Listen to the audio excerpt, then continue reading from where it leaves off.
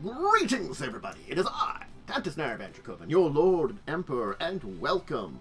Hello, everybody. It's time to talk about some tabletop. I hope everybody is ready because we're going to be talking about some more Pathfinder 2nd Edition today. We previously learned a bunch of different things. We learned about the different basic ideas and concepts of Pathfinder 2e. We learned about the basic what you need to know about the core classes that are in the core rulebook. Today is going to be a little different because I'm not going to just be hitting the core rulebook of stuff. The fact is that the way that Ancestries work, it's a little bit more complex, so I wanted to hit on a lot more of them and introduce you to a lot more different types of stuff than just the Ancestries here. Now, that doesn't mean we won't be handling the Ancestries here, but we'll be talking about it because there's things to talk about for each of the Ancestries, but they don't give you as much as, let's say, a class does. So certainly, if I'm going to go over everything about them, then yes, I could make it as long as a class guide. But I have established a bunch of different things that we're going to talk about. I'm going to start with, we're going to talk about, of course, the basics of the core Ancestries. And the core Ancestries will end up with humans, because then we'll get into the half-human heritages and the basic rules for what you could call half-breed heritages in general, because there is a entire section in this book that talks about it.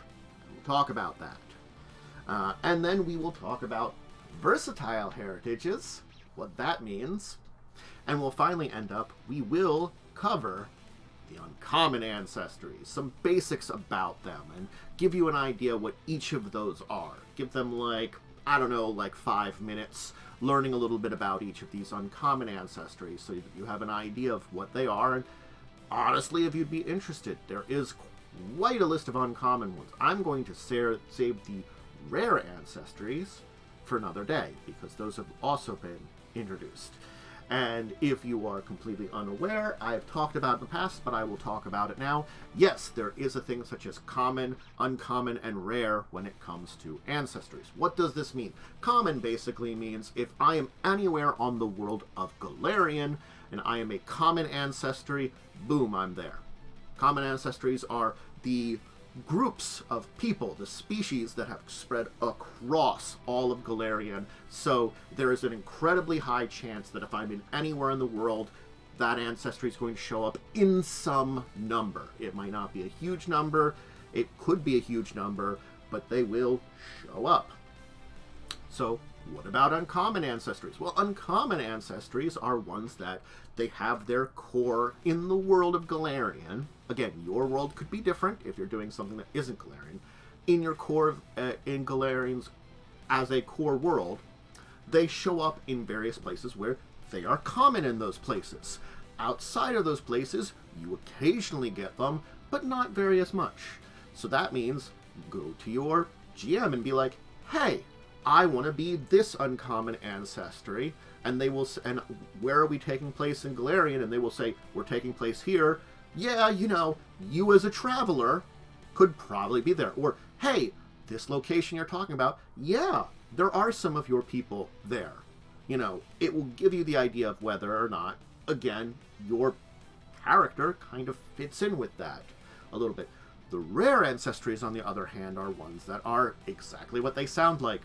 Rare. They have very few places that they show up, especially as a core group, and oftentimes you might be the only individual. So it will be a very different role-playing experience, and going for a rare ancestry will certainly be something that not only will you have to have, similar to the uncommon, approval by your GM, and you have to talk about them with it, you might have to discuss things about what the ramifications of playing that character are. What does that mean? Why am I here? That kind of things. It will require a little bit more work. You know, core ancestry, pretty easy. If I'm playing an elf or a human or a dwarf, hey, there are elves, dwarves, and humans all around the place. So, I'm going to throw myself up over into our friendly neighborhood corner up there, as I usually do for ones where we're talking Pathfinder 2nd Edition. Boom! I'm up there. I'm going to throw this page up here. Welcome once more to the Archives of Nethys, the free area where you can pretty much recover every little bit of information you'd find in this book, in almost every Pathfinder book, in a place online. So, yep, I'm going to throw the link to where we're going to start up into the Twitch chat. For those of you watching, you will see it over in there. If you are watching this on YouTube, it will be in the link in the description below for you YouTube friends who are watching it there. Let's talk Ancestries. So, Ancestry is, of course, Pathfinder's fancy name for what species you are, or if you're using older terms from older editions like original Pathfinder or something like 3.5 or even 4th edition D&D, they use the race term. So, Ancestry is what it's called here. It's basically where you come from. And it's an interesting reason that they use the term ancestry. So it's the idea a little bit more of not just what am I born to, but what kind of group do I come from? So that's the idea of it. That's why I like the idea and the way that they present Ancestries in Pathfinder 2nd Edition a little better than many other editions.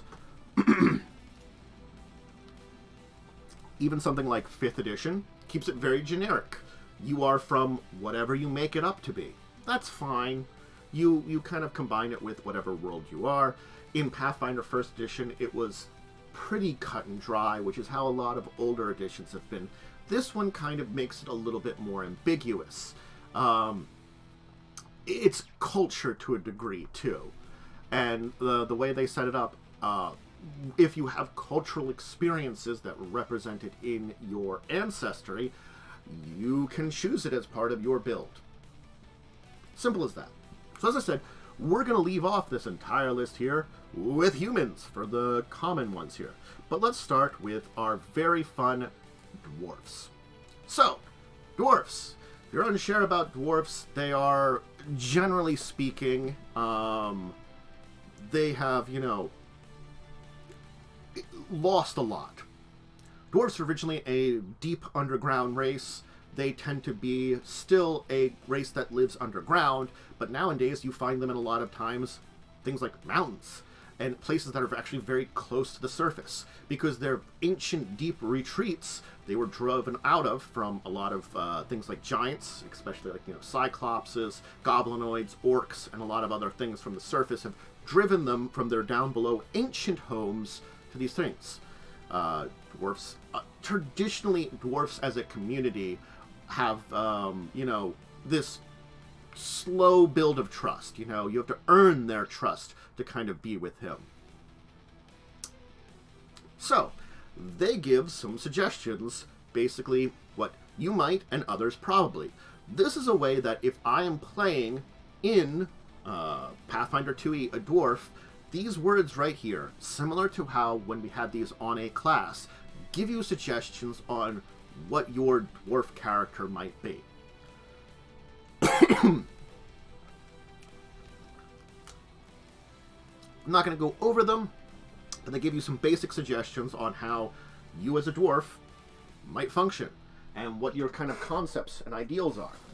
Now, they are stout. That's the easiest way to describe a dwarf. They are about a foot shorter than most humans. Very burly stout strains. Very intricate patterns in their hair, the long hair that a lot of them pride. Male dwarfs, the beards are the most important thing, It's a sign of masculinity and honor amongst dwarfs. So clean-shaven is considered weak amongst at least the male dwarfs, traditionally. Doesn't mean your dwarf can't be clean-shaven. You're just bucking tradition. So, reach adult at 25 and can live about 350 years. This is all information that you can find in our good old-fashioned core rulebook here. And you can also find it if you have the PDF of the core rulebook. It's all the stuff in here. Now, we will get into what kind of things you get from, of course, this book.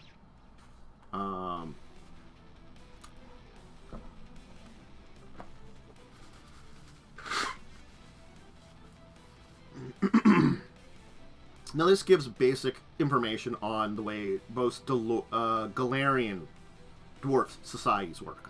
So the society section here is if you grew up in a dwarven society in Galarian, this is the information you'd need. Same with basic alignment and religion. These are the basics. There are always exceptions. That's the thing about Pathfinder, is like, this is the basics you should know about. And of course, they talk about what kind of adventurers they are, typical backgrounds, and like, you know, what classes dwarfs tend to go towards. That's the thing is, again, tend towards.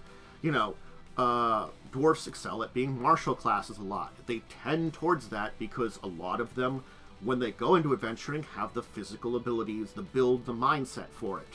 So that's the kind of thing that they tend to be. And then they give some naming examples of dwarfs and some samples. Let's talk about what the dwarven mechanics are. And this is going to be our primer for mechanics for Avery Ancestry. Hey, what's this here? What's this little thing at the top here? Hit points? Why, yes, you get hit points for your ancestry. Now, we already talked about in class, you get some hit points, and every level you get some hit points, but your first level, when you start as a character, you also get some hit points from your ancestry. Dwarfs, pretty tough. You get 10 extra hit points. Avery Ancestry has a different amount of hit points. Some ancestries are built, well, unfortunately, weaker. It means that you might have, you know, your body might not be as tough and stout as a dwarf. Dwarfs have that advantage. It is one of their ancestral advantages to a build. They are built a lot stalker and tougher physically than others. Doesn't mean you couldn't be a weak dwarf, but you express that in other ways.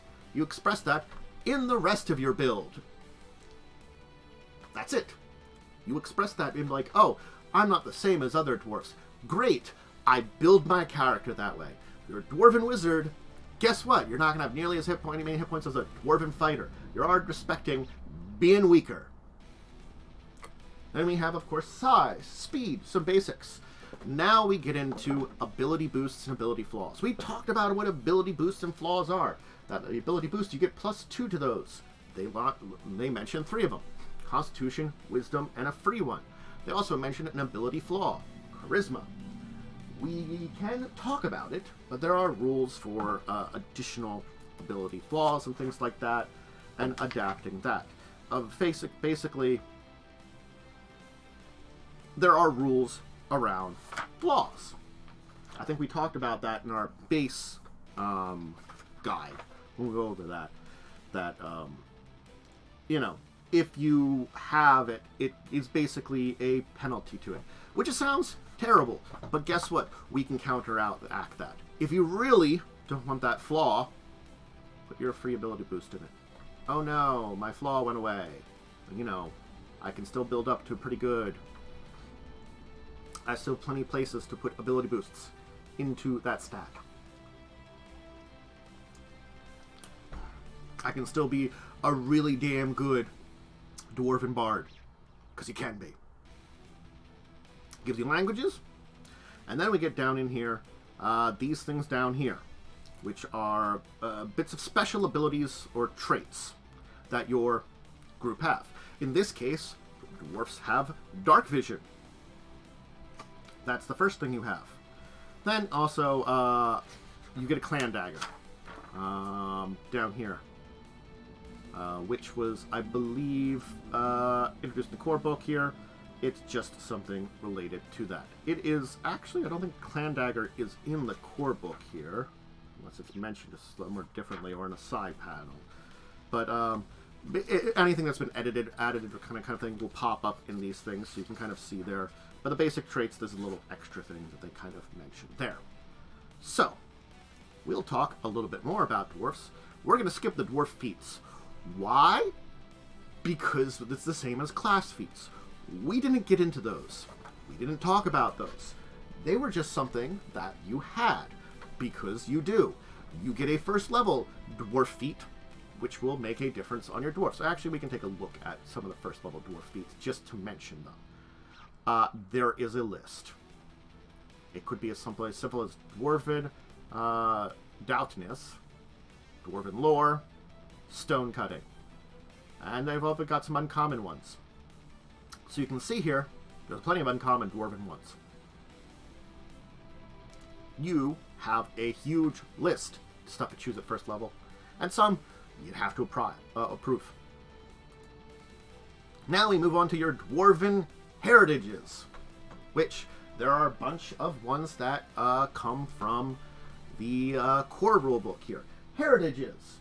Heritages are a unique thing. It's very similar to the choices you'd make for your class. Your heritage is basically reflecting your direct ancestors of dwarves, or what's common among your ancestries because of the environment you came from. You have one heritage. You can't change it. And it's not necessarily culture and ethnicity. It's a little bit of both of that, and also like some, genetics. So it's sort of like, I guess the best example of it is for humans. If you are born to Asian parents, you'll be Asian. If you're born to African parents, you'll be African. If you're born to Middle Eastern parents, you'll be Middle Eastern. If you're born to European parents, you'll be European. And by mean is, just look at your general stock and build. Wherever you are in the world, where your parents are from, the general way of those people, skin tone, body build, all those things are based on it. That is your heritage, where you were built. It's not the culture you're from. If you are from China, it's different than if you're from Korea, if you're from Japan.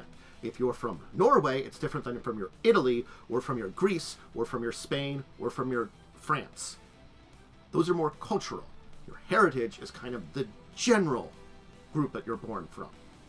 If I'm born European, there's a really good chance, especially ancestral European, you're going to be white in the world. That's where we get into heritage, just in this here. It's where generally you're born from. Your culture can be completely different. But who am I born from? Or, if you're born from a mixed group, who's the dominant parent in the way that I am built? What traits have I taken on from my parent? That's a good question. So, let's talk Dwarven heritages. And I will go through the basics of all the Dwarven heritages here, as there are, I'm not going to give you what they do, but they provided a bunch, actually, in the core rulebook, and they've got a few more here.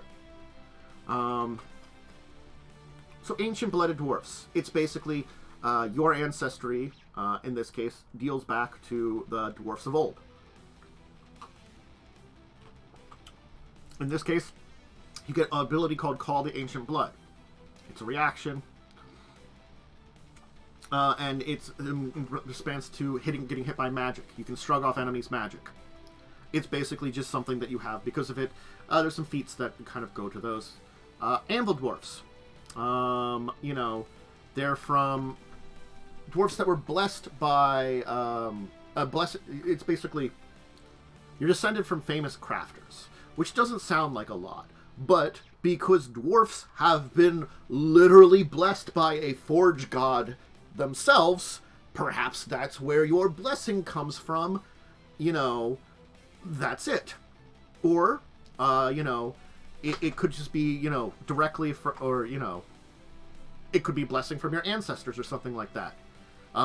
Really just makes you trained in crafting, and again, a specialty crafting feat of your choice. It gives you this stuff here. It's not a lot. It gives some crafting stuff. The Death Warden Dwarf. Ancestors were tomb guardians, and you have protections against necromancy. Basically, you get this idea like, hey, a lot of my ancestors protected tombs for a lot of generations. Maybe that's not my job anymore, but because of it, and their exposure to horrible amounts of necromantic magic, they adapted a defense against it. The Elemental Heart Dwarf. You know, this is another one. You're connected to some magical energy in your ancestry that have made you, you know, be able to spill forth some energy for yourself.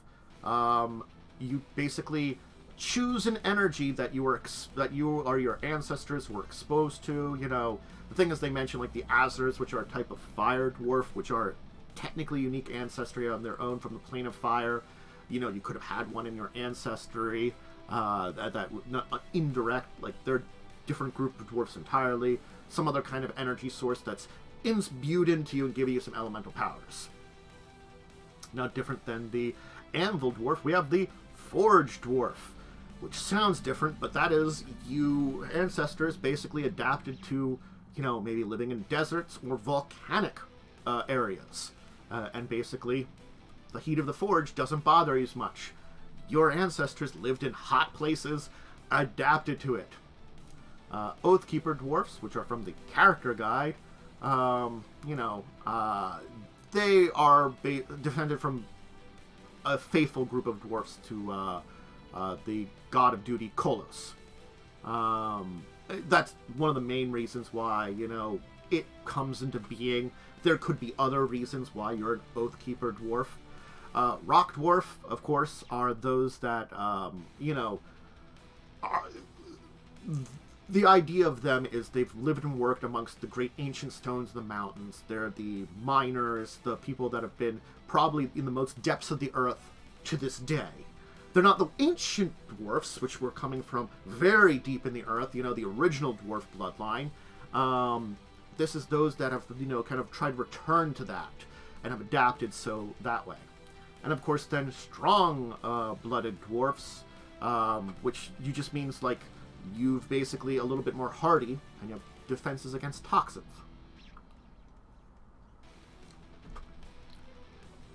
We're not going to talk about versatile heritages, which they show right here.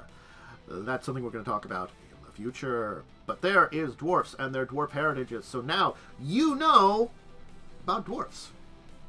As you can see, their heritages, which is part of their ancestries, are very unique and give you small abilities. Yes, those are all little abilities, and some of them are pretty interesting, but they're just like a little direction that you go for your dwarf. And after that, it's depending on what ancestry feats you take. You have slight little bit of differences depending on your bloodline. Hey, you know, maybe I'm a little bit more adapted towards, you know, living in places that have certain conditions because my people have lived there for a long time. It turns out evolution and habitation is a goddamn thing. Anyway, let's talk elves. Elves. You know, we can talk about elves till the cows come home because, honestly, elves are weird. They're an ancient people. They could be originally from Golarion, or they could have been aliens that came to Golarion. They left during the cataclysmic stuff that happened that destroyed all the ancient civilizations in Golarion, and then they came back. So, did they return to whence they came, or did they settle a new place? No one knows. But effectively, elves are kind of, you know, weird. That's the best way to talk about it. Weird. But they are magical, mysterious, you know, mystical elves. They tell you you might, probably's others. Let's go to the physical description of elves. You know, a little more frail and graceful than humans. The pointed ears, you know, tend to be around the same size, if not a little bit, you know, taller than humans, but generally, you know, not much of a big difference. And they do take on the physical traits of their surroundings. That's an important part of it. While dwarves reflect that in much more mild ways, elves, because of their slightly more strange and magical nature, tend to take on a lot more traits of where they're from. They're a lot more changed by their ancestry. You reach adulthood around 20, but they aren't considered to be emotionally mature by other elves until they pass their first century. So this is the thing that they mention here. You are physically mature as an elf at 20. But society in elf does not consider you a true adult until you're 100. That's the kind of thing is, physically humans reach maturity at a much younger age. We consider people the first level adult at 18, second 25. Think about that. At 25 is when you can rent a car, so that's when the final adulting kind of comes in for you. But between that age is when people, humans, in our society are considered actual adults, that you have reached those maturity levels, 18, 21, 25, they're different levels of maturity. And so elves, rather than that, they're like 100. Elves typically live to be around 600.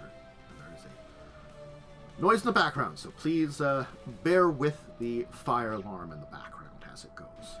Not gonna go beyond that. So, elf society, its ancient and deep culture, is technically, in America at least, it's true. Other countries work differently, but those that my American audience, because I'm speaking in English, should know that one, and anybody that's familiar with American society. Elf culture is a very deep run that's technically on the decline. Why? Well, they had this really great culture, and then they were forced to run away from the world. As, giant chunks of moon fell into the planet and caused all kinds of issues. Turns out, that's bad for anybody. They've returned, but it's been an uphill battle and kind of, rebuilding stuff. And, yeah. So, elves are trying their best to, rebuild the culture that they lost and continue to keep the culture that they lost. But they've lost, and as much as there have been cultures that just disappeared, guess what? They kept their culture. It's just in bad shape. All those other cultures, they died. All the human cultures, all the dwarven cultures, all the other ones that stayed on the planet, their cultures died. They made new cultures. Elves managed to keep theirs. Sort of. Again, we go over alignment, religion, and adventurers, names, the all basics that you get through. Elves don't get a lot of hit points. They get 6. Your ability boosts Dex, Intelligence, and Free. You get a flaw in Constitution. Turns out, you're frail. They're a little bit more frail physically than your average human. That's just being an elf. You gotta live with that. And you get low light vision. Cool. And then, of course, they give your languages, which they give additional languages by your intelligence modifier. Hey, if you're smart, you can learn more languages, it turns out. And they give suggestions for that. That's something that was under the Dwarf I forgot to mention, too. So, you don't have to start with one language and make it really difficult to learn any other languages, so if you ever encounter them in your game world, it's a kind of problem. Cough, cough, 5e. Again, we'll take a brief look here at elf feats, where they give things like elven lore, forlorn, watching your friend's agent die, you protect against emotions, nimble elf, and stuff like that. But really, we want to look at her as elf heritages. Yep.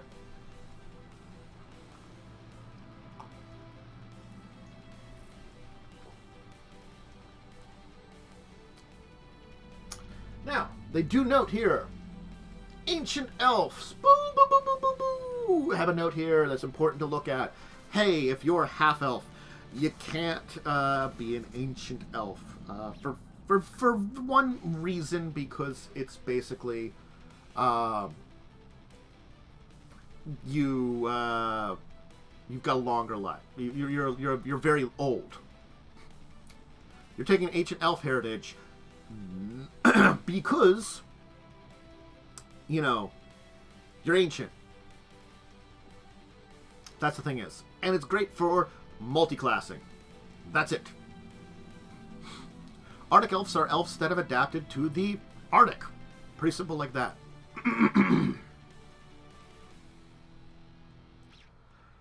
Yes. Good point. I'll put that on the list. So yes, Arctic elf is a pretty simple one there. Hey, I've, been in a cold area. I'm good at living in a cold area. Turns out, that's a thing. You look at people that live in cold areas. In our world, they're more adapted to it. So, cavern elves, they are, of course, those that have spent time in underground tunnels and caverns where light is elves. You get dark vision. Desert elves, similar to desert dwarf. Hot environments, you're adapted to it. Seer elves have some inborn magical abilities. There you go. Whisper elves have much more powerful ears. Woodland elves are those that have adapted to living in deep jungles and stuff and climbing around trees. Yeah, pretty simple for the elf group here. Pretty simple. So, yeah, just these groups, you take a look at them, and that's what you get. Elves keep it pretty simple here. And, we can move on to, of course, our next group in our mighty tour of Ancestries, the Gnomes. Or, well, they're actually called Gnomes, but I will make the joke Gnome. Gnomes are Fae!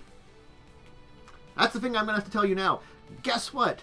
Gnomes from the First World, which, if you don't know what the First World is in Golarian terms, it's the Feywild in D&D 5e terms. Or if you don't know about either of those, it's a mystical place where Fey creatures come from.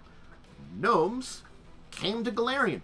No one really knows by, but something that happened to them when they came to Golarion is they learned to die. Great for them. Not so much. It's good. Ooh. We'll talk about that entire thing in a second. But, we'll talk about that. So, hey. They do have this kind of different outlook on the world that tends to be there because of their original Fey ancestry, before they kind of descended to humanoid. When they lost their spark as a Fey, things changed. We're going to talk about the bleaching in a second, though. That's the, that's the thing we're going to talk about. That's the problem. So the other personalities. Gnomes are about a little bit more than 3 feet tall. They kind of weigh like what a human child would wear. The big thing about gnomes is they reach physical maturity at 18. 400 is kind of the upper limit of them, but they can technically live to any age possible because they face the bleaching. What is the bleaching? If a gnome fails to dream, innovate, take new experiences, basically because they don't have the magical essence of the First World, they begin to, well, bleach. Their skin becomes paler, their hair goes white, they basically go very albino, and eventually they just die. So, the bleaching. It is,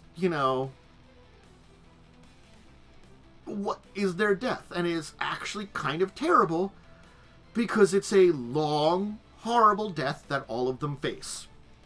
So, basically think of the bleaching as a horrible disease that your species all suffers from that kills you in your end ears. It's awful. All of them go through it. That's why gnomes tend to be very big wanderers and curiosities, because you know what they're doing? They're trying to prevent the horrible death from approaching them, because the less they do that, the quicker it comes. So yeah, 400 is kind of like the top end that most practical gnomes kind of live into. You can, if you're really good at stuff and have a very creative and fulfilling life for very long periods of time could live longer as a gnome. But you might have to stave off that kind of horrible death that's coming from you constantly, that's around the corner. Turns out, being a, fae that gave up immortality, not a great thing, because that fae magic, its removal is kind of terrible. So, kind of sucks for gnomes, but,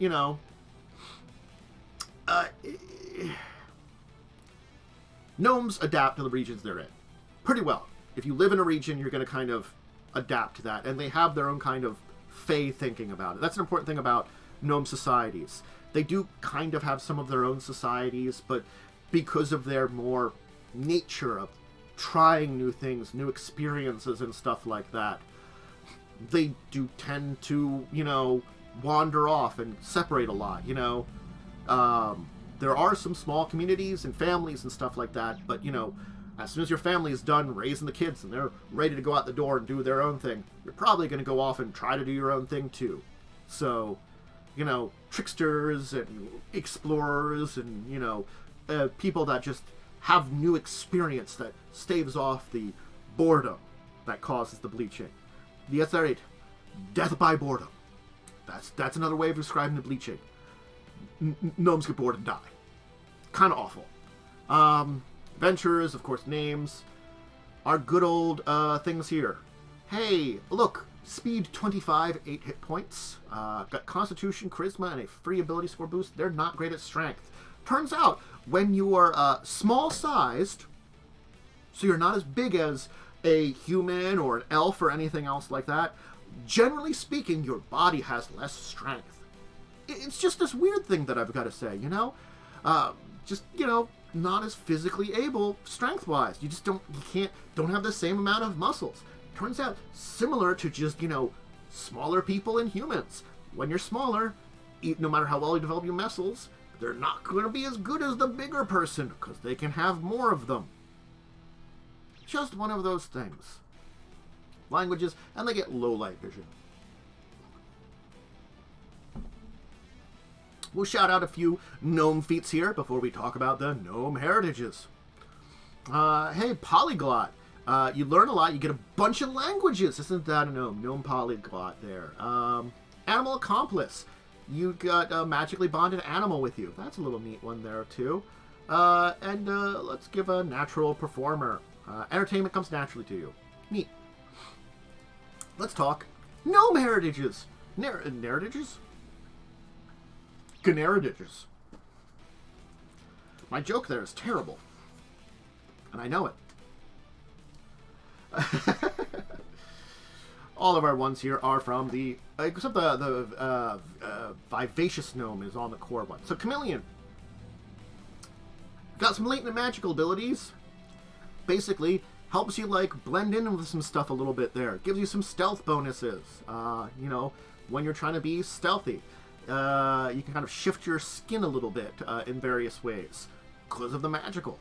Your Fey blood is stronger with you. You gain the Fey trait in addition to the Gnome and Humanoid trait. You get a cantrip from the Primal Spell list. And it's an innate Primal Spell at will. Which means it's a spell you just get. That's what an innate spell is. It's a spell you're just kind of born with. Guess what? A lot of monsters get innate spells. Some characters do. In this case, if you're Fey Touch known, you get an innate Primal Cantrip. Heightened to the level equal to half of yours, just like a normal cantrip for a spellcasting class would be. And you can change that by meditating and can rely on yourself with the Fey world. Turns out your Fey blood's a little stronger with that one. Sensate known. Your senses are a little bit better than everybody else's. You can hear a little better, see a little bit better, smell a little bit better. You get an imprecise scent up to a range of 30, and which is a special ability that you can sniff things out. And you get some bonus to perception. Umbral known. You're connected to the Shadow Fae. Or you're connected to the Sverfnablin, the Deep Gnomes. Either or, you get dark vision. Whichever your source is. Maybe your granddaddy was a Sverfnablin, or maybe you know, your group of gnomes kind of hung out with Shadow Fae rather than just normal Fae. Either or. Vivacious gnomes, you're connected with the positive energy that flows through the first world. And it's much harder for negative energy to affect you because of that. Literally, you get negative energy resistance. So things like a harm spell wouldn't be as good as a heal spell. You know, turns out, you know, heal spell doesn't really do anything for you, but the harm spells, hey, I'm resistant to those. And then Wellspring Gnome, you got a lot more. You got, you know, some weird primal magics into you. Which could be to it's usually something less fey and more just general magical in nature. And you get a cantrip from something else. So this is the one that, you know, if you're connected with the Feywild, hey, primal. This is, you choose Arcane, Divine, or Occult, and you get a cantrip from that.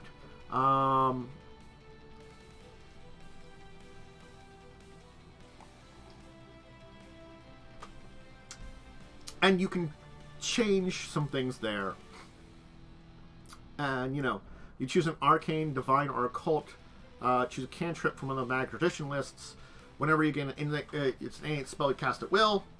Whenever as a spell of your chosen tradition.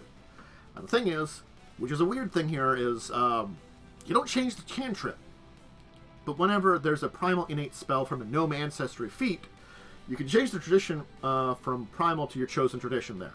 So that's another thing too.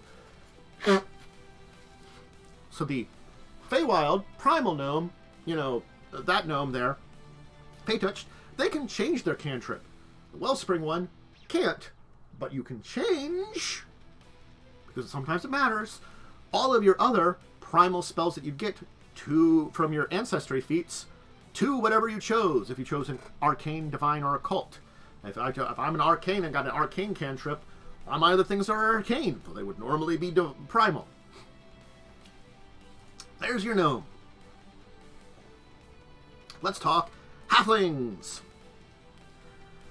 Halflings, for once, are less crazy.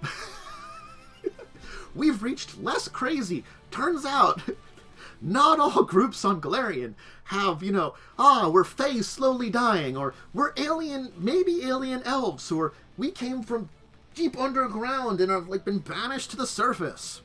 No, they're just, you know, there a lot more.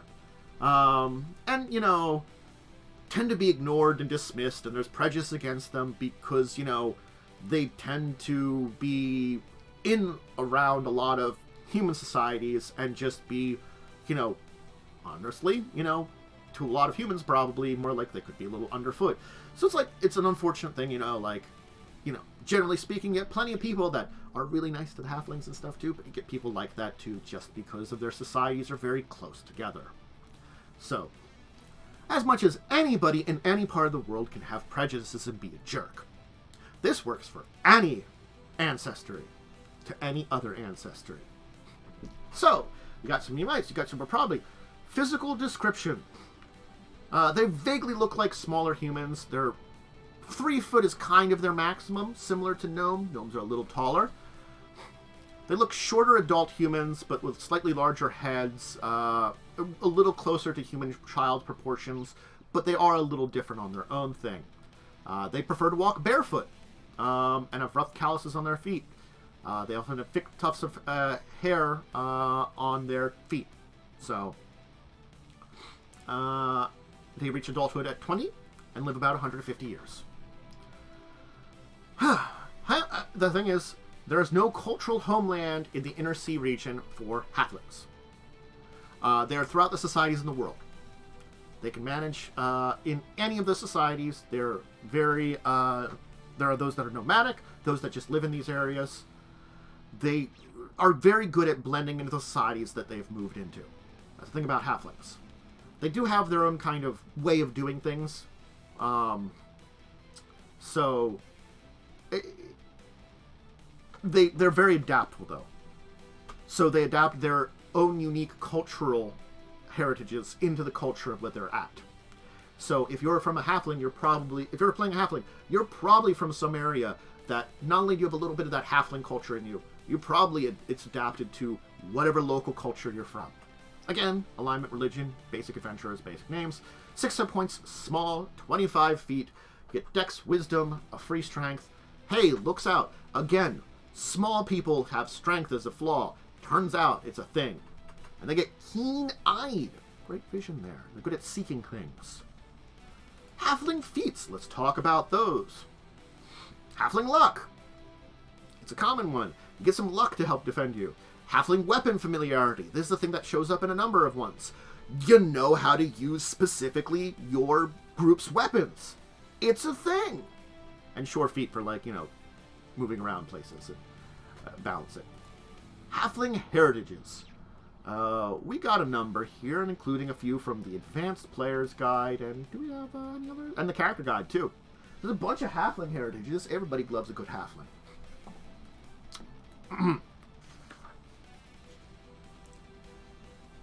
So, Gusty Halflings. Your group are level-headed.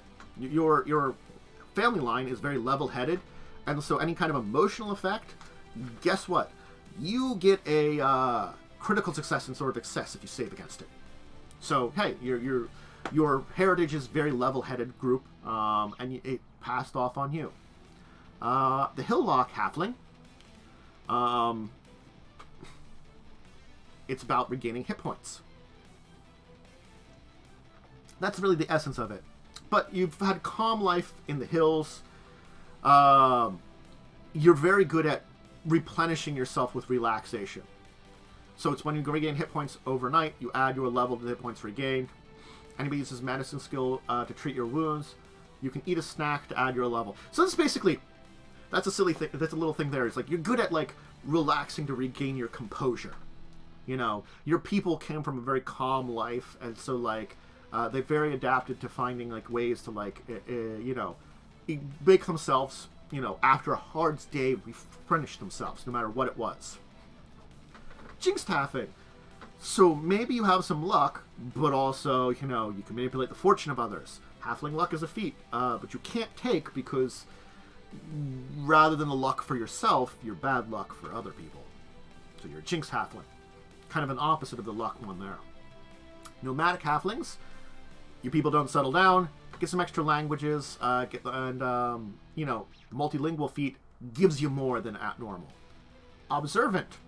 Hey, your got finely trained senses. Bonus to perception. The Twilight halfling. Your ancestors were very dawn and cover of dusk kind of things. They used the nighttime to do a lot of their activities for various reasons. For whatever those reasons were, get low light vision. And the Wildwood halfling, halflings that go into basically forests and jungles and adapted there, wiggle through the undergrowth. You ignore the difficult terrain of undergrowth because of that. Let's talk Goblin. I forgot Goblin. I missed it there. That's my bad. Sorry, everybody. I missed everybody's favorite goblins, which you can see little pictures there. I'm sure that shows up. Oh, you don't see the pictures there. Let me click on the picture. Goblin from Galarian there. What kind of? Let's do these quickly. I forgot to do the pictures of these groups. There's a dwarven male, dwarven female, very Pathfindery. Elf.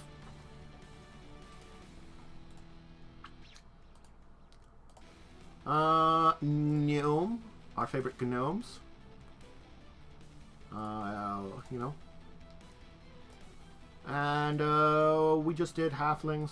I can't believe I missed Goblin. My brain just skipped the G's. Brain just skipped the G's. Look at me going. But the goblins. Yes, goblins. He's got a pickle. That one's got fire. Goblin. So, they tend to be very misunderstood. They, you know, they have reputations, though. They love songs, fire, eating disgusting things. They hate reading, dogs, and horses.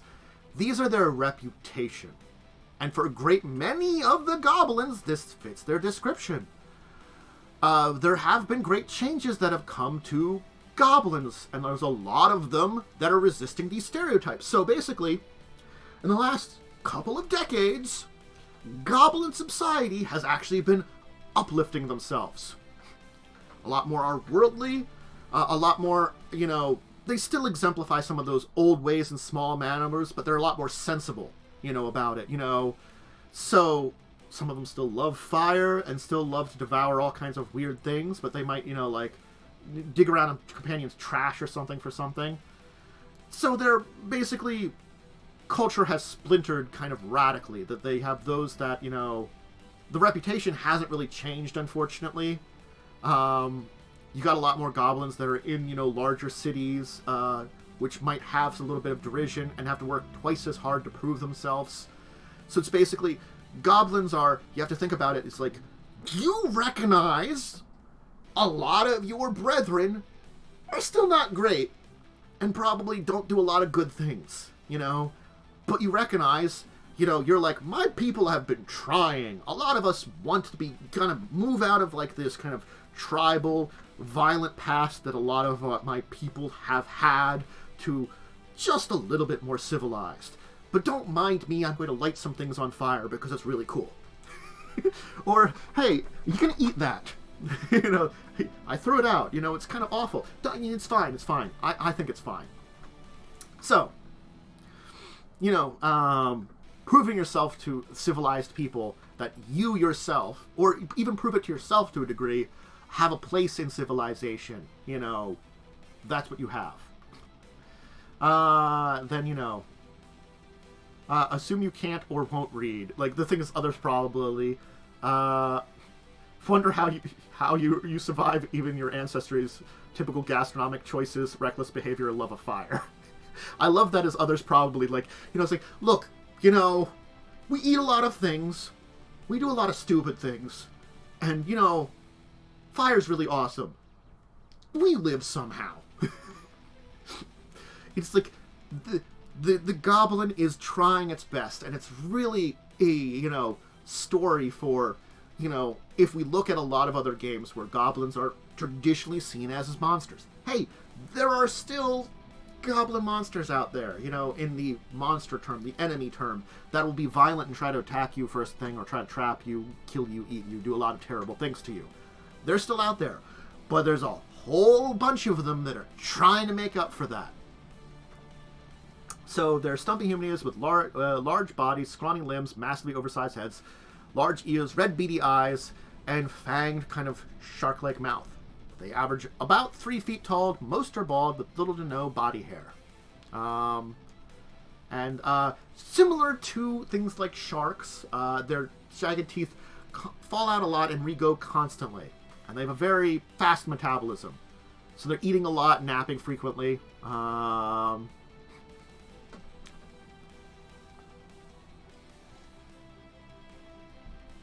And mutations are also common more than a lot of other peoples among them. They reach adulthood. They reach adolescence at age 3 and adulthood at age 4 to about 4 or 5 years later. So think about that. You're an adult as a goblin at 7 or 8. They only live about 50 years or more. But, unfortunately, that's for civilized goblins, or goblins that are attempting to, like, put them above others. If they're left on their own, most goblins live rarely past 20 years old. So goblins have a very short life that oftentimes can be a little bit like, yeah. So, society, there are tribal goblins. They talk about those, and, your tribe makes a difference where you came from, and, those that are kind of moved beyond the tribe, yes. Alignment, religion, adventure, society. The 6 hit point one, of course, it turns out that all the, small races kind of built like that. 25 feet, dex, charisma, and free. Turns out you get wisdom as a flaw. For very obvious reasons, but why not strength? Well, they're built pretty well stocky for a, small species. Turns out. So, the thing that they get a flaw to is wisdom. And they get dark vision. Goblin feats. Let's take a look here. City scavenger. You know how to look for treasures and trash. It's a good way about it. Goblin Song. You can sing annoying songs to distract your foes. And Twitchy. You're wary of danger. There's some good ones. Let's talk Goblin Heritages, because they also have a bunch of heritages. And a few that were introduced in the character guide. Razortooth Goblin. You know, you have your teeth are even more formidable than your average goblin. In your family's ones.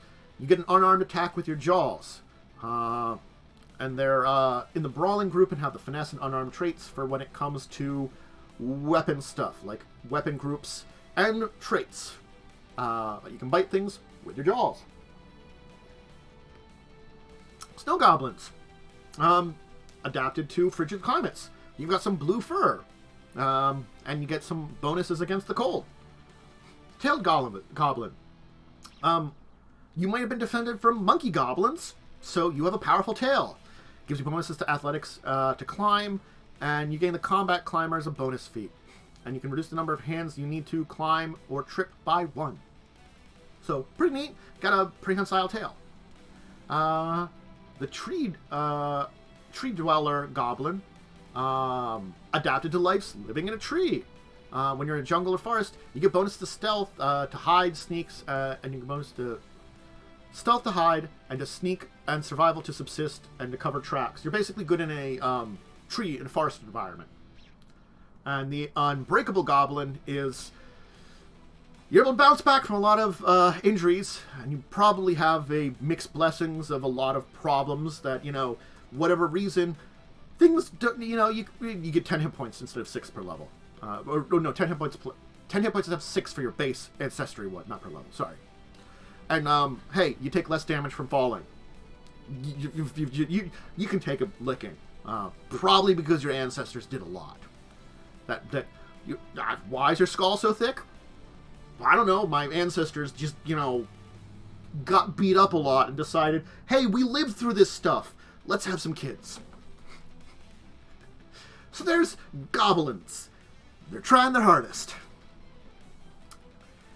Let's hit up our final one for the common ancestries. Humans. Hey! We're done those common ancestries. Humans on Golarion are all over the place. They've got a whole lot of different civilizations.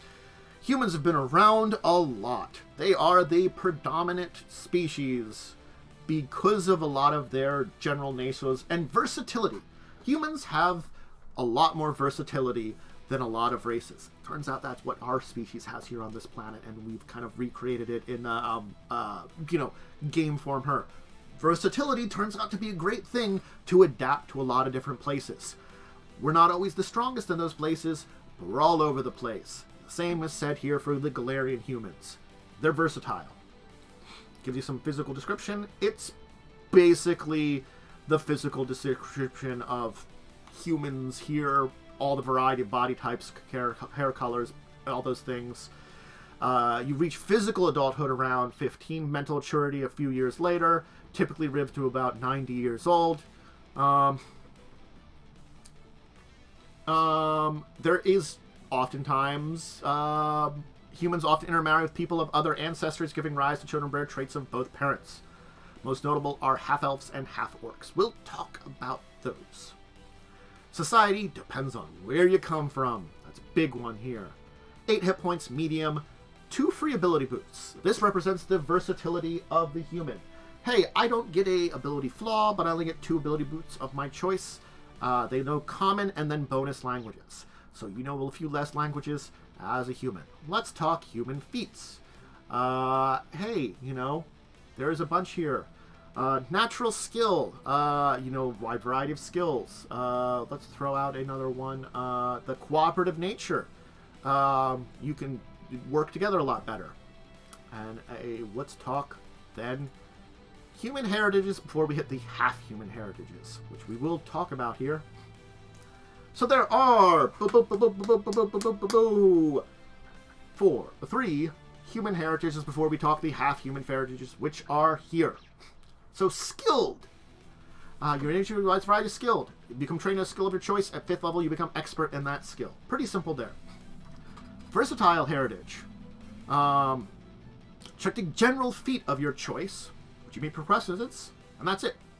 So from the old, I get a skill, I get a feat, that kind of stuff, there it comes up. And then there's, of course, the winter-touched humans, which have, the heritage is most common amongst the Jawada of Arisin, because they've supposedly descended from Baba Yaga and stuff like that. They get cold resistance. Basically, similar to a lot of the other groups that are like either from the cold or hot areas, a bunch of humans that may have descended from something magical get some cold resistance. It is common in one area, less common in other areas. That's to be discussed. Doesn't mean you might not show up with it. So, half-human heritages. Let's talk about these things here, because they do talk about more than just the half-human heritages, but that is the first one that is mentioned here. Because there's a sidebar, which I have to... Other halves, which we'll talk about here in just a second. But let's talk about these two. Either one of your parents was an elf, or both were half-elves, so you're a half-human, half-elf.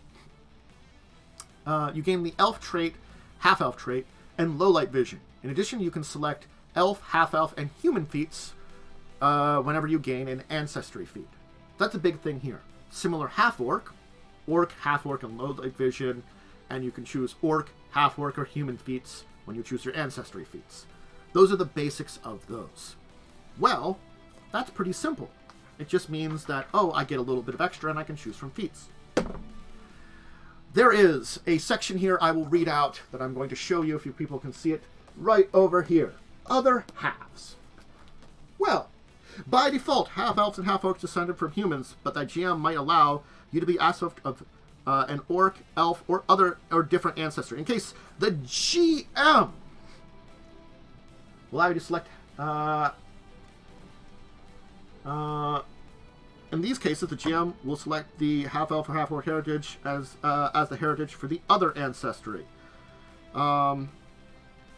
Most likely, other parent of a half-elf are gnomes and halflings. The most likely parents for half-orcs are goblins, halflings, and dwarves. Basically, it's saying here, you can kind of get together with other stuff appropriately. Basically, there are other halves out there. And that's the thing that is different in the Galarian here.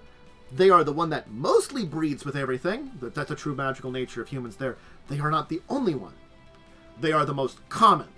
Half-elves, half-orcs tend to be common. They are compatible with each other. But others, there's the possibility there. They just said here, hey, halflings and gnomes can get along with half-elves. Rare. These are most likely the other parent of a half-elf are these, gnomes or halflings. And most likely, the other parent of a half-orc could be a goblin, halfling, or dwarf. But basically it would be treated just the same. Just replace the human part with that. But it means, though, you can use these to create some combinations. It just tends to be probably the natures of both elf and dwarf, elf and orc, my mistake on that save there, allows them to get with others. So rather than human in this case, human can get with everything, but elves and orcs have a nature that specifically does allow them to be with others. And you can then come up with a lot of combinations through those. And it doesn't mean, if you don't want to, and you want it in your world, you can do this with others and just do the same rules. Basically, you get the blank trait, half blank trait, something like low light vision, and when you select your ancestry feats, you're them. It might be a rare heritage. The thing is, if you choose to be let's say a dwarf-elf combo, you can have it. If your GM says, sure. But, you might be so rare, one of you only shows up in hundreds of years, centuries, maybe even millennia, because maybe the compatibility is so low, and honestly, might have ramifications. There are plenty of other creatures in the wild that can breed together and have half-breeds. They have problems. That might be something your GM would discuss with you. It's sort of like, sure, you can have these ancestries if you really want them. But there might be some other ramifications. Your age might not go as long. It could be just something to discuss with your GM. Or because of the magical nature of the world, nothing wrong. It just happens. It just works. That could be a thing too. You can look at, Tyglons and Ligers and stuff like that and use those as examples. Or you could just be like, it's fine. Up to your GM. And talk with them about it. If they want something more like that, you can keep it simple. If you were like, I don't really interested in that, that's the thing is, it opens up the possibility for these half ancestries a lot more. And that's a very interesting thing to open up here in Pathfinder 2nd Edition. It makes it easy to have more of them. That I can basically be, a gnomish half-elf, where my base is a gnome and half-elf is my extra added on. Or, again, the dwarven half-elf, or even, weirdly enough, goblin half-elf. Don't know how that happens, but, sure. So that is the half-human heritages and half-heritages in general. Let's now talk about versatile heritages, because we want to talk about these because these are an important part of these entire things. The versatile heritage. What the hell is a versatile heritage? Well, when it gets weird in your ancestry, some stuff is born. This isn't something simple like, a half-elf or half-orc.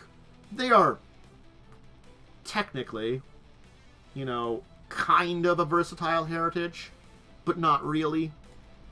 They're a little differently. And I'll save the rare versatile heritages for when I do the rare ones. I'll do the uncommon ones here. But sometimes, through weird magical infusion, your parent getting on with something a little weirder than it should have, or maybe for some chance, something like a half-dragon. I don't think a half-dragon is in here. This would be a little bit more, I would compare it to, half-dragons are more direct because dragons have very powerful blood. That's a different discussion entirely. These are Aasimar and Tieflings, where you're not a half-demon or half-devil, a half-evil outsider. You're whatever's descended from it, and maybe it expresses yourself. And, the thing is, these versatile heritages don't connect just to a single ancestry. That's the point of it. That lots of different ancestries can have it. That is why it's a versatile heritage. So this is I have my ancestry, I have my ancestry feats, I have my versatile heritage. And maybe my versatile heritage unlocks some feats related to that versatile heritage that I can also choose from. So if I'm a elf, I might be an elf tiefling. I'm a human tiefling. I'm a dwarf tiefling. And so I have access to all the dwarf, elf, or human feats. And I might also have access to the tiefling feats. And unfortunately, supernatural origins are a big part of a lot of these versatile heritages. Not all of them, but a lot of them.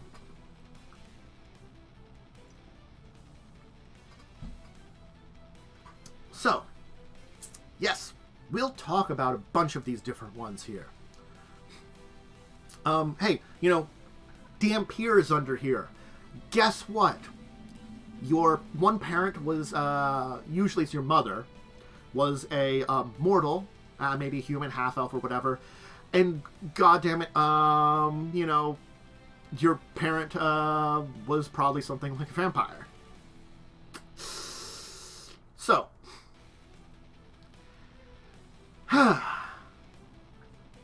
you get lineage feats, which is basically where you come from. And then, of course, you get your hit points, size, speed, ability boost, ability flaws, language, and traits, and abilities. You get those from your ancestry. Then you don't you choose the heritage. You get the versatile heritage. And some versatile heritage change some of those statistics. They may change your hit points, your ability boosts and flaws, your traits, and any other abilities you gain. They could, or replace them. But that's because you're layering this on top of it. You've chosen your base. And not all of them change everything, so it's kind of like a thing is. And Versatile Heritage might give you an ability that conflicts with an ability from your Ancestry. And then if there is a conflict, you choose which of the conflicting abilities you have. That's an important thing there. So if two of the abilities kind of don't mesh together, you choose which one you get. So yeah, and as I said, Ancestry feats, you get those from your Heritage and from your Versatile Heritage. Okay. Those are the ones that were introduced. The Planar Scions, Dhampir, and Changeling were introduced in the Advanced Player's Guide, where Versatile Heritages were introduced.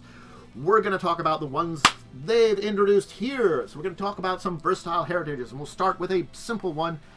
Aasimar. Hey, where the heck do Aasimar come from? So, Aasimar tend to be descended from things that are like angels or archons and azadas. Basically, good aligned outsiders got it on with your ancestors somewhere, and the blood's showing in you. Similar to any ancestry, it shows some basic traits that happen here.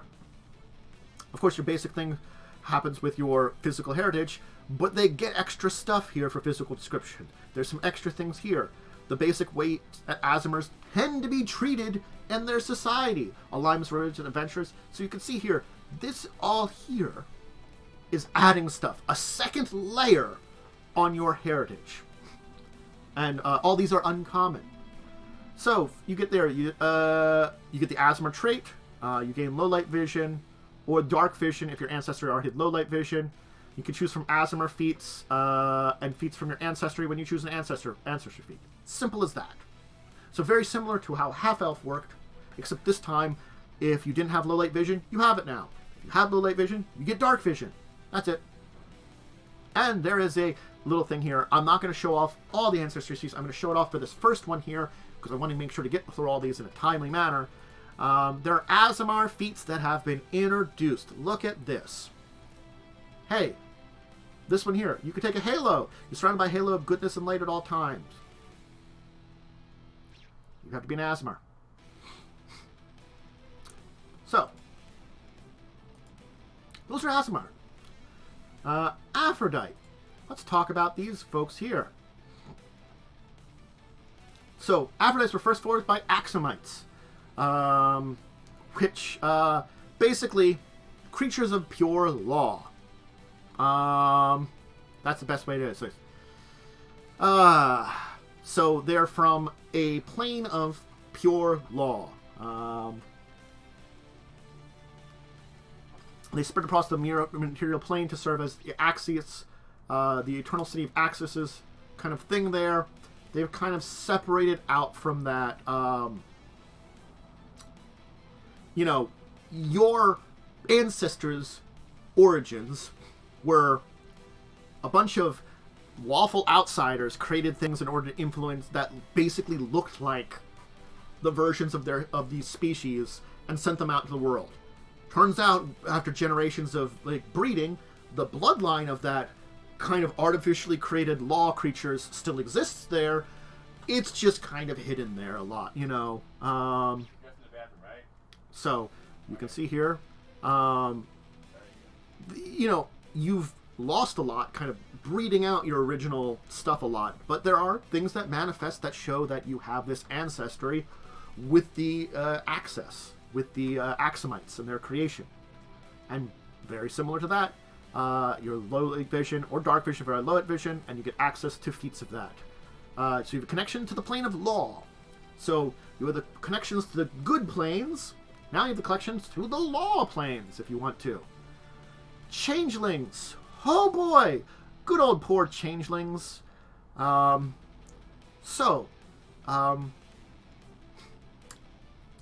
a changeling is when a hag wants some children, it oftentimes seduces a male of another species and has a kid with that species. So, hey, guess what? Your mom's a hag. the horrible magical beings that, things like, oftentimes, I don't know, eat children in some lore and stuff like that. Actually, some of them do eat children, I'm not going to say, but not all of them do. They still oftentimes are very evil and do awful, horrible things, and are magical in nature. Anyway, yeah, and they oftentimes shape change why they can get on with other races. So, there are things that manifest that show off you are a changeling. They could be any gender, but the thing is, women changeling have a problem with the call, a psychic urge that influences them to abandon the mortal life and join a half's coven and become a hag. Basically, this is the way hags make more of themselves. They find a male of another species, have it on with them, and then the females that are born from that, they get called psychically to join their mother and become part of their coven and a hag. So male changelings, don't worry about that as much. And I'm not going to click on the images of these, but all of these things have pictures of what changelings and stuff look. Actually, you know what? We can show these off. I show off humans. I'd show off goblins. Show off humans. Just a glaring human there. Pretty simple. I don't know if the half-human heritage showed off their stuff. Pictures of them. Half-elf, maybe. It did! Half-elf. There you go. And half-orc. Just some, Ancestries there. I can believe I can show off a picture of some of these. Aasimars. All the glowingness. Isn't that wonderful? There's a kobold one, Axamite. Changelings, there we go. So, yeah. Changelings got some issues. You know,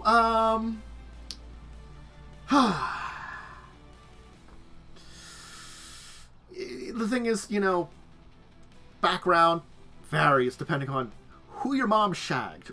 Gotta be honest about that one. And that's basically it. And you can take heterochromatic eyes are the most obvious sign of your parentage, and unusual ones that are outside of what your normal ancestry would be. And then some various other things that might hint on your hag ancestry. It's not always easy to notice that, though.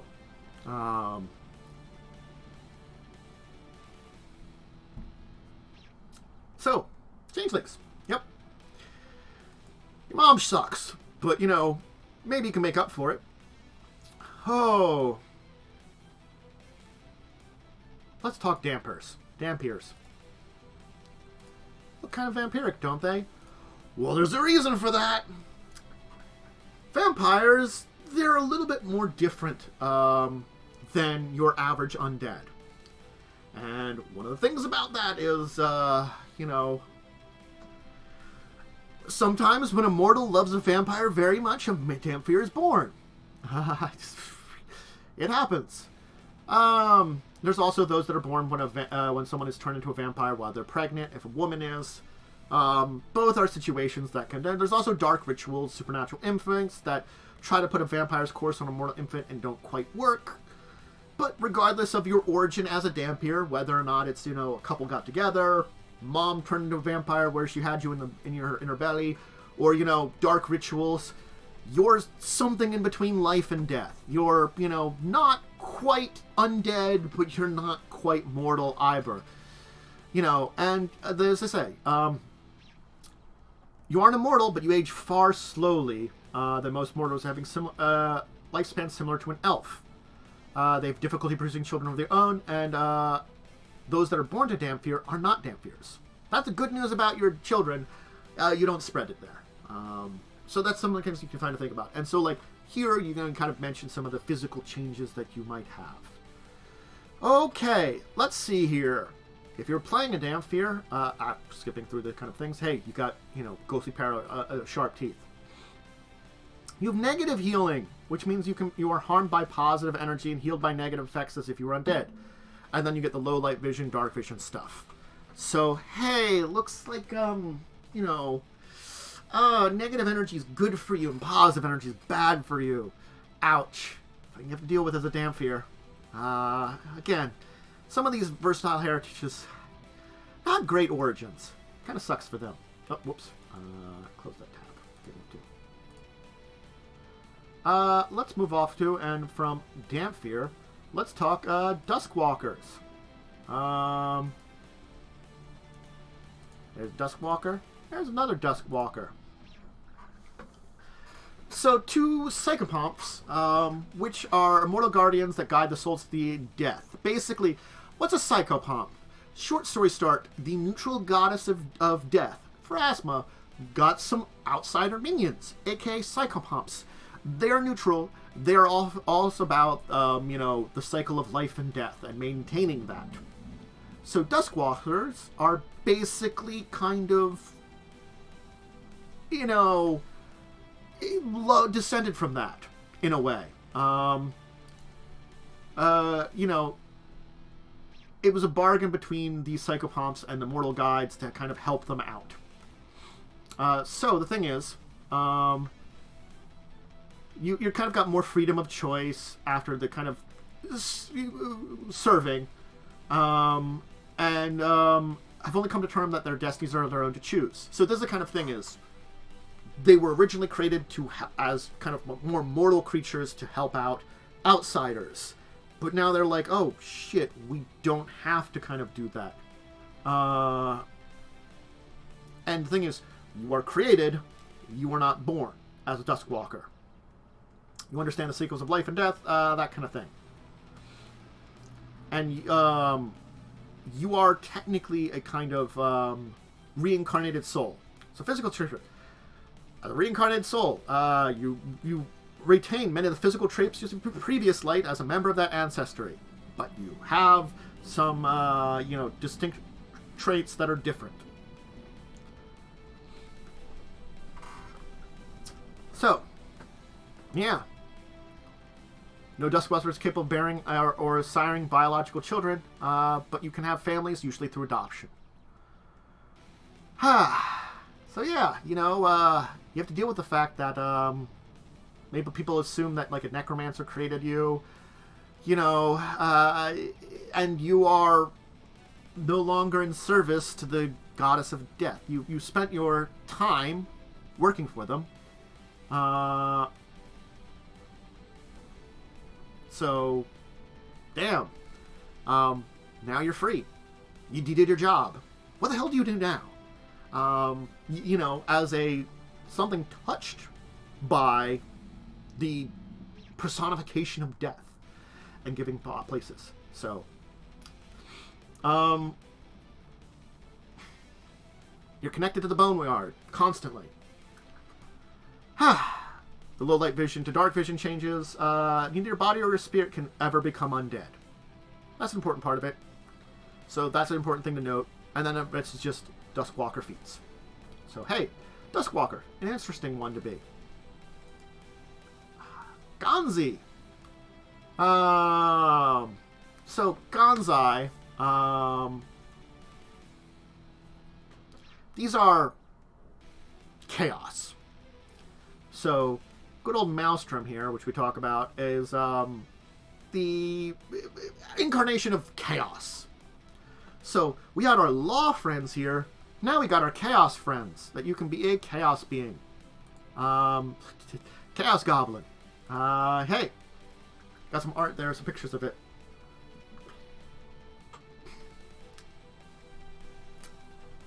We had law, we had good, we're on chaos now. So, maybe you're a mortal mingled with something from the Maelstrom, or your descendants that sailed that area, or, maybe there's some manifestation of chaos energy in the material plane that has caused you to be born.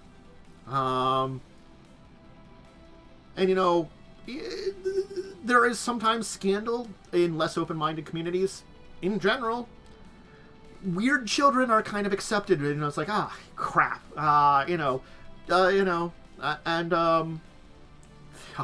Their chaos acts out in your nature, too, a little bit. So, you're going to have weird traits, basically. You've got... read the physical description, understand the physical description, adapt the physical description. We're going to keep it at that. We'll leave that to your own. You gain resistance to a single damage type equal to half your level at the beginning of each day. Chosen from acid, electricity, or sonic damage. Randomly chosen. You don't know which one you're going to resist at the beginning of the day. And then you get bonus to being controlled. And yeah, you get ancestry feats. Pretty simple there. A pretty interesting one there. Chaos Incarnate. Hey, you want to be descended from fire? Cool. Be an Ifrit. You've connections to the plane of fire, or fire in general. You know, maybe an actual Ifrit, or salamander, or a magma dragon that shape changed into a humanoid, got it on with one of your ancestors, and fire's in your blood. You know? Or maybe even like somehow fire elemental. We don't ask. We don't ask how fire got in your blood. But it is, and it shows itself off. And honestly, depending on what might have been in your ancestry, there could be some things. If a salamander, you might have lizard-like scales. If it was an Ifrit, you might have horns on your head. Whatever fire-type being was kind of in your ancestry might affect how you physically appear yourself. Again, you are a geniekin in general. So geniekin ancestors tend to be the main one that happens here. But there are others that happen. But geniekin is sometimes, you know, the general term for these elemental outsider ones because they're the main ones that cause these. Not the only ones. But regardless, anything...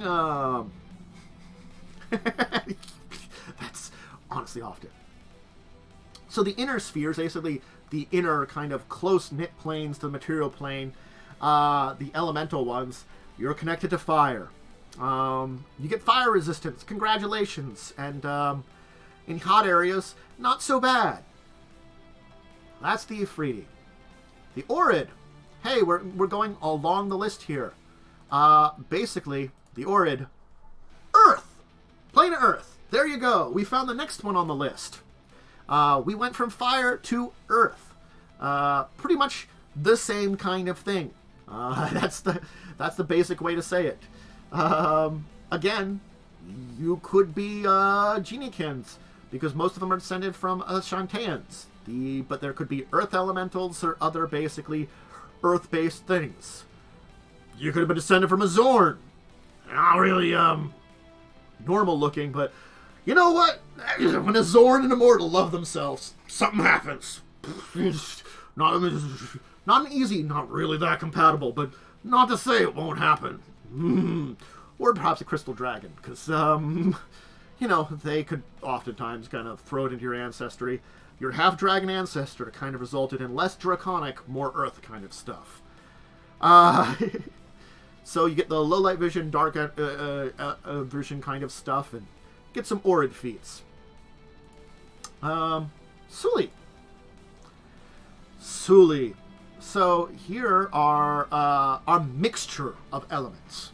So this is when, regardless of what reason, you're descended from Jan, the genie that are of all elements. So this is like, hey, I'm elemental, but I'm not just one elemental. I'm a Suli because of that.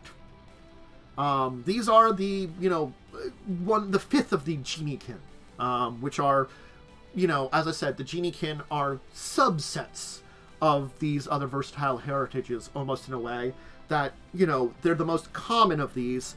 They're not the only ones that hit up. So, like, if you're an Oread or an Ifrit, there's a time that you're not going to be, getting on with a genie, but sometimes you are. And most of the times you are. And this one, it's the low light vision, dark vision, once again, and access to the Suli feats.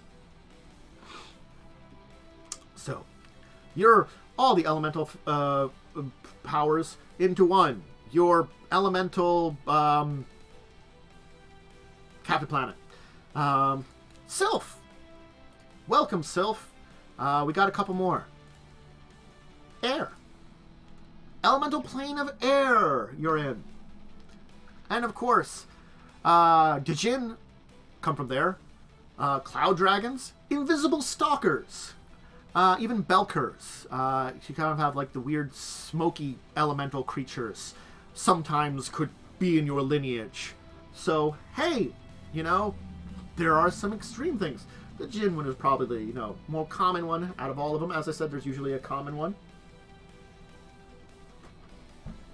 I played a Sylph before. I played one in Pathfinder 1st edition. They're pretty neat. So, yeah. Light vision, dark vision, that's what you get there. But you're air-based. We'll talk about water in a minute. But before that, we're talking about demons. Or tieflings, I should say. Well, technically. It's when, in your ancestry, you had a demon, a devil, or another fiend. I'm going to show off some couple tieflings here. You know, whatever fiend you're parented from could have an effect on you. Whether it's a demon, whether it's a devil, whether it's a, I have to remember some of the other ones. Quick clip off. There's one we were using in things. So there's a lot of evil outsiders, a lot of fiend type creatures. So let me tell you there.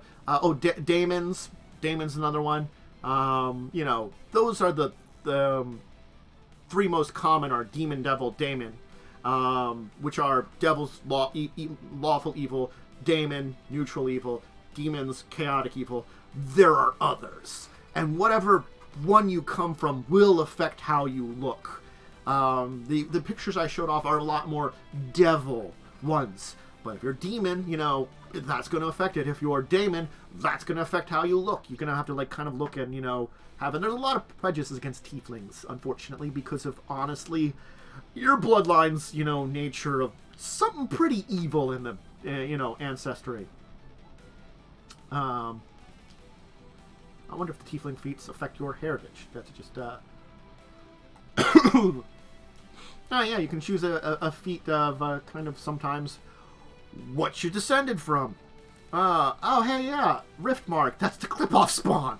Oh, boy. I was right. Woo. Yeah, you choose your lineage with a feat there, and that can trace you back, which you, like the Asura, the Rakshasa. So, probably more will be introduced in the future. The Schvelstect, so you choose your lineage through a feat. Not a bad one to do.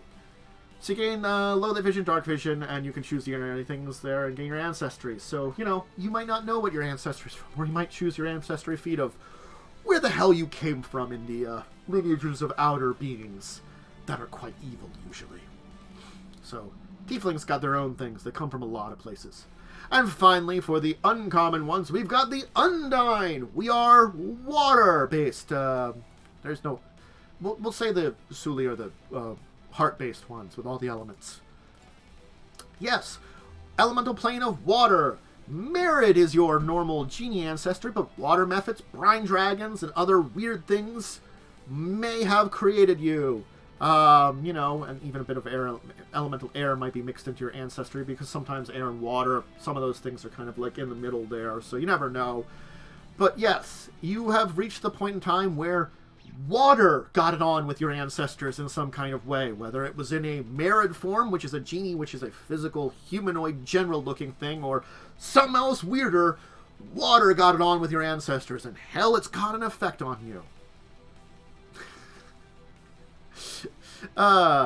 You gain a swim speed of 10 feet. You can swim a little bit, not very fast. You're amphibious, meaning you breathe water and air. And then you get Undine feats, which probably some of them give you a better swim speed, I've got to be honest. But hey, that's your big advantage. No dark vision for you. I can breathe water. I can go swimming. And those are the basic versatile heritages. So, there are two others. Why don't we just do them now? Honestly, we'll do the rare versatile heritage. So these are, because there's only two, right now, at least for now, let's talk about them. So Beastkin. Beastkin. We'll show off. Oh, like a one there, one there. What are Beastkins? you've got animal powers. Basically, to partially transform, or it's a blanket term for anybody that's gained the ability to partially or fully transform the animals for a variety of means, while maintaining a balance with their humanoid side. Effectively, were creatures, you were born from them, or have them in your ancestry.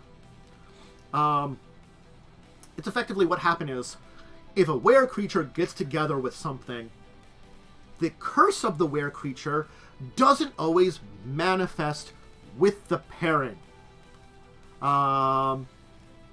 So, this creature that's born from them might not have a weakness to silver or lose control during the full moon. Were creatures usually hold Beastkin with high regard because they embody their strengths without their weaknesses. There are other paths. Basically, a deity or nature spirit may give you the ability for it. It grants you the ability for it, or your ancestors the ability for it. A fae or some strange polymorphic magic that went awry could give it to you. There are even rare ones that might be shape-shifting animals that have a, gain sapiency in the ancestry, kind of, so it's the other way around. You're an animal that became a person kind of thing. So that's why they're rare and unusual. And, take a look at these things here. Hey, you're rare. That's a great one.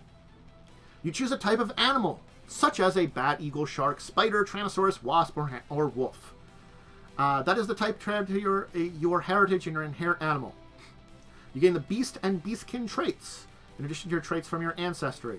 You gain the change shape subtypes. A beastkin's hybrid form is their natural shape. You can choose from beastkin feats and feats of your ancestry. You can change it to a humanoid or hybrid shape. Each shape has a specific persistent appearance, and most beastkin remain in their hybrid shape by defaults. As a beastkin shape, you have a mix between your ancestry and inherent animal.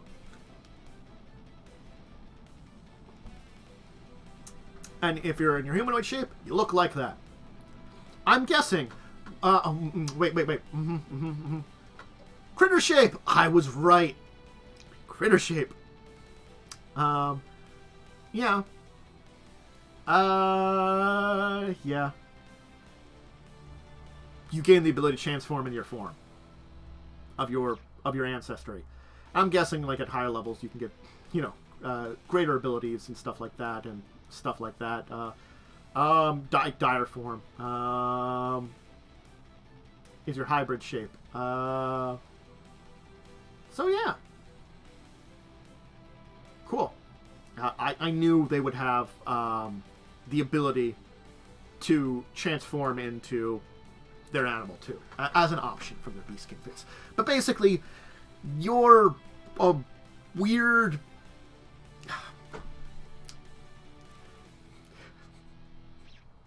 It's the universal, honestly furry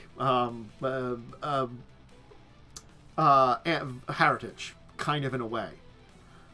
You want to be a wolf dude? You can be a wolf dude.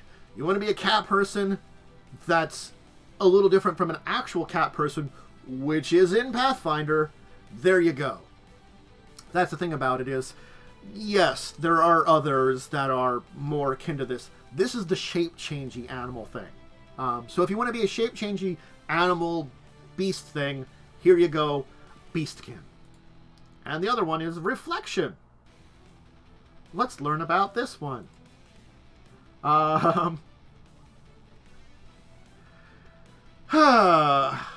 You are basically a weird, evil, but not evil reflection of something. You're a clone. You're a magic clone. That, you shouldn't be one of any known or named NPC in Pathfinder canon. You're something else. They do note that there to keep that from something, because that can affect gameplay.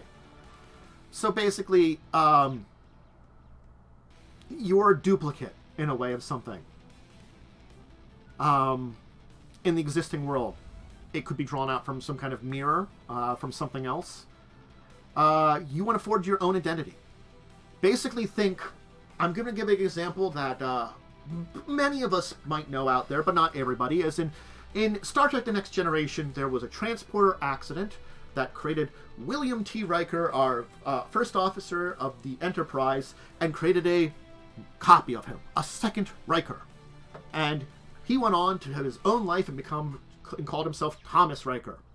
But he was basically a transporter clone of William T. Riker. This is the same thing with magic. You're a transporter clone of someone. What the hell does that mean?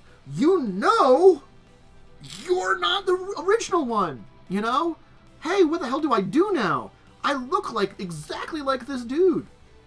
Now, you get the reflection trait. Other marketer, you look just like the person that, you know, who you will look. You don't need the deception to impersonate the person you know. You know them. But you can take some reflection feats that basically, you know, matter from your rising as a weird magical clone of someone, whatever thing it is. So that's another weird one you can play. And hey, those are versatile heritages. Now we've introduced them all.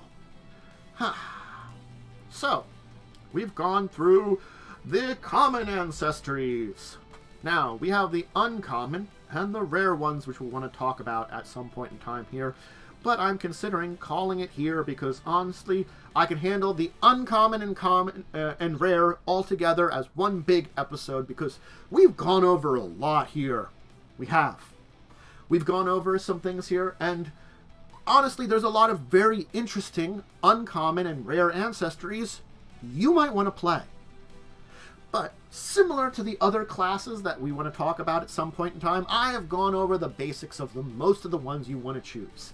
And the versatile heritages, I will let you, are at very least uncommon, meaning you want to get your GM's approval for them, if not rare. But those are ones that could add extra layers to your character.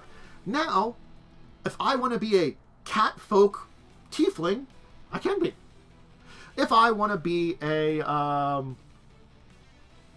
let's say over here, an android, well, android, one of the other ones might not mix together. That's a question about them, but one of these other ones, the Anadi, that's an Oread also, I could be. They're weird shape-shifting spiders that turn into people that are spiders. That's kind of cool for a rare ancestry. They only come from one area, really, but you could have traveled into the world for a rare one.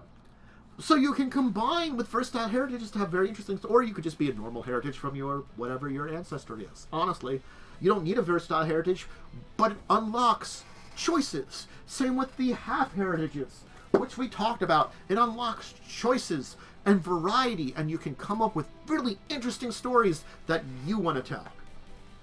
Or you can be simple. You just be a goddamn human. Just skilled human. There you go. Perfectly fine. Perfectly okay. Makes a great character. And you can tell just as interesting a story as someone that has the weirdest ancestry and heritage as possible. Because it's up to you to build your character based on all this stuff. And hopefully you've learned a little bit about these ancestries and how they work. That they add these really interesting layers. And your ancestry feats, which you take and develop as you level up and get stronger, make a difference on how your character is defined. They give you abilities that are tied to your ancestries and sometimes certain heritages, sometimes, but rarely. And some of those abilities develop as you level up that you need an earlier ancestry feat to take them. I honestly am familiar with this as I have played an Uruxi, aka a lizard folk. I played a lizard folk bard.